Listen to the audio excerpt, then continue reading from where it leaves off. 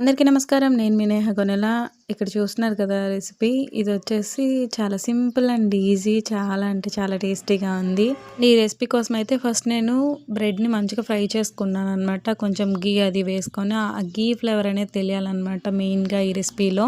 Bread toast చేసి అయితే పక్కన పెట్టేసుకున్నాం కదా! ఇప్పుడు దాని మీద కిసాన్ జామ్ అయితే అప్లై చేస్తున్నాననమాట. కిసాన్ జామ్ మంచిగా మొత్తం అంతా అప్లై చేసేసిన తర్వాత మనం ఇంకా ఏ ఫ్రూట్స్ కావాలంటే ఆ ఫ్రూట్స్ అయితే యాడ్ చేసుకోవచ్చు బ్రెడ్ పైన.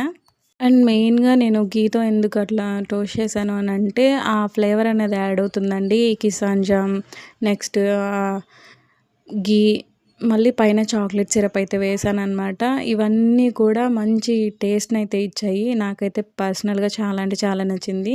నేను మెయిన్‌గా ఏదైనా చేశాను అనంటే, అది బావుంది, చాలా నచ్చింది నాకని అంటేనే పెడతాననమాట.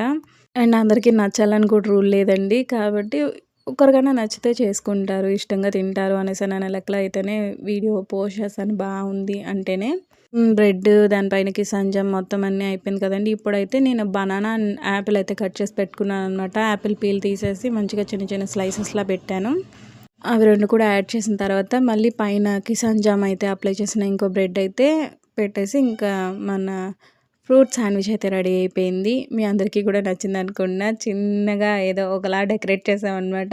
ఫన్నీగా స్మైలీ ఫేస్ వచ్చేలాగా. ఎలా ఉంది కామెంట్ సెక్షన్‌లో చెప్పండి. అండ్ ఈ రెసిపీ ఖచ్చితంగా ట్రై చేయండి. Thank you so much for watching.